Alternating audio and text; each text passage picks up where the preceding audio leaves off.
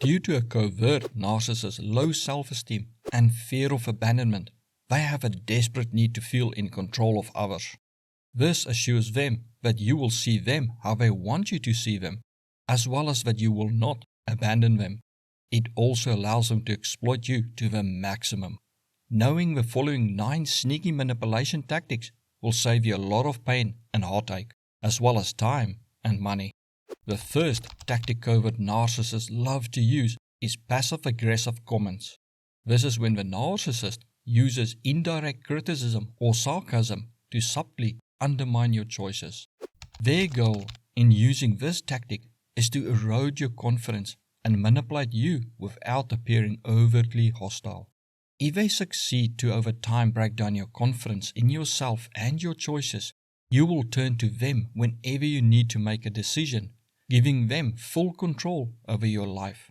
For example, when you say you are going out with your friends, they may respond with, "Oh, you're going out with your friends again? Must be nice to have so much free time." This can make you feel that for some reason you're not making the right choice and that you may be wasting time you do not have, or that you are spending precious time on friends who may not deserve your time. This tactic is often used with the following tactic being guilt tripping. This is where the narcissist tries to manipulate you by making you feel responsible for their emotional state. The goal is to foster a sense of obligation in you that if a narcissist is upset, it is all your fault, even though they choose to get upset over anything they like and whenever they like, and that you must do anything in your power to keep them happy. For instance, with the same example where you're going out with friends, they may say, "I'm just feeling really lonely tonight, but don't worry about me, go and enjoy yourself." This can make you feel like you are now responsible for them feeling lonely because you are going out with friends. With this tactic, they can act upset or hurt over anything you say or do or want to do to get you to stop doing that action. The problem is that they will never be happy about anything you do, and it will be a constant race where you try to make them happy by changing your life while they have already moved on to a new issue they complain about, which may cause them to use the following tactic. An incredible powerful way to manipulate you is by withholding affection from you when the narcissist does not get their way. This is similar to making you responsible for their emotional state, but here the stakes is higher if you do not comply. Plus, there is a reward for you when you do comply. Thus, the goal is to get you to keep seeking their approval, thereby creating a dependency in you on their approval or validation. This of course only works if you value their validation and approval, which is why they often first use the other tactics to break you down and make you feel like you need their approval or validation.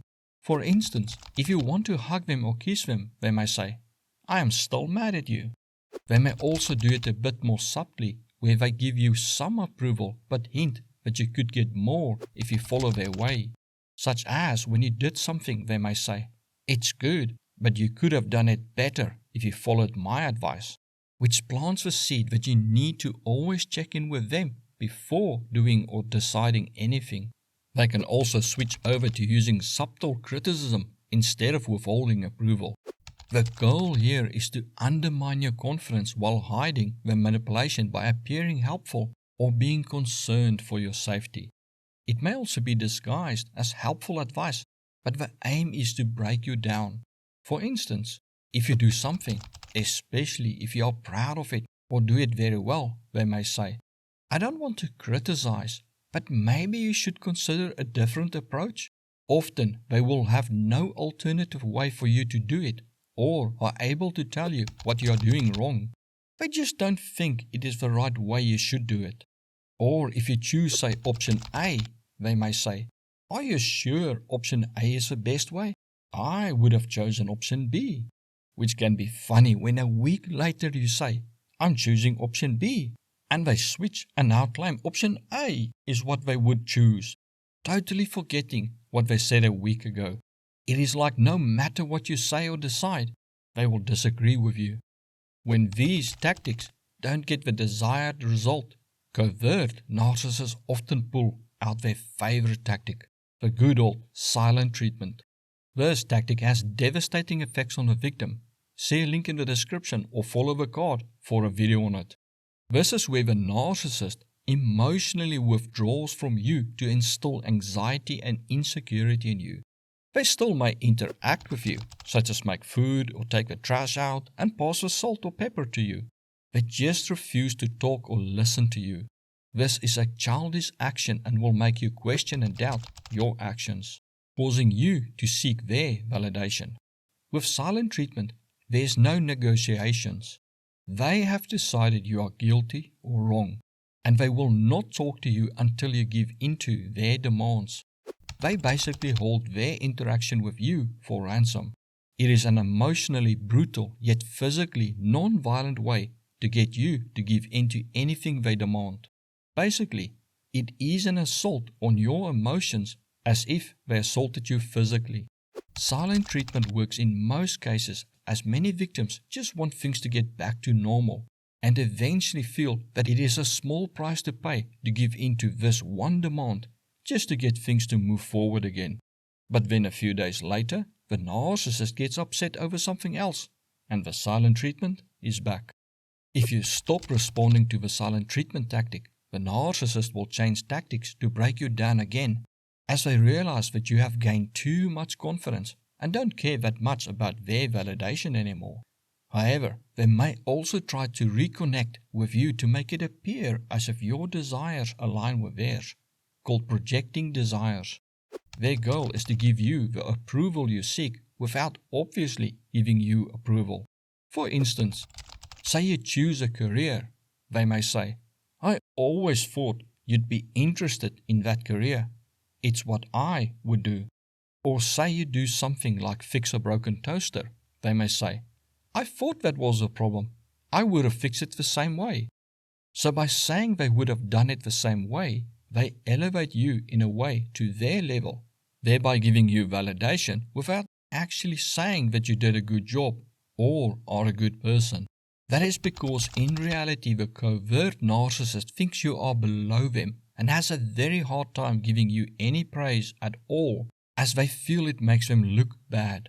But just this hint of approval is often enough to get people to start interacting again with a narcissist, or a way for the narcissist to end the silent treatment as if it never happened, without admitting they did not get their way, or for the narcissist to make you believe they think highly of you and gave you praise, while the narcissist in their mind still holds himself as superior to you and can say to themselves that they never actually gave you any praise. Another sneaky tactic is for the narcissist to try to create the image that they have control over you. This is done by using the following two tactics. The first is preemptive requests. This is where the narcissist makes a request after you independently decided to do something, thereby creating the illusion that their request prompted your action. For instance, you have dinner and after dinner you get up and decide on your own you're going to be nice and wash the dishes. As they see you move toward the sink, they say, "Oh, would you mind cleaning up and washing the dishes?" Now suddenly you have gone from a person with autonomy and choice to a person doing the bidding of a narcissist. So if you wash the dishes, it appears as if your action was prompted by their request, thereby creating the illusion that they hold influence over your decisions. The second tactic to create the illusion that they have power over you is through conditional permission. The goal is to make you feel as though your choices are subject to their approval, even though it is not. They do this by framing your independent decisions as if they are granting you permission, subtly asserting their authority. For instance, you say to them, "I'm going to the shops," and they respond with, "You are allowed to." Or at dinner you say, "I love this dish, I'm going to have a second helping," and they respond with, "You may do so," as if you asked them if you could do the action and they gave you approval. So whatever you say to them you're going to do, they will try to answer in a way that makes it look like you asked them for permission and they gave you permission, which will slowly condition you to start asking them for permission for anything you do. If they were to then say they don't like what you want to do, you will be far more likely to abandon the action without question. If you are independent, then the covert narcissist will often start to undermine your independence. They may do this both psychologically and physically. Their goal is to foster a dependence on them by making you question your ability to make choices, as well as have you financially dependent on them, even if you are the sole breadwinner, as they will often try to take charge of your finances. To psychologically get control over you, they subtly discourage or call into question any decision you make, especially if it can make you independent of them. For instance, if you decide to do something, they may say, "Are you sure you can handle that on your own? It might be too much for you," thereby calling your abilities into question as well as your decision-making skills. Or they may say, "I'm not sure that is the right thing for you."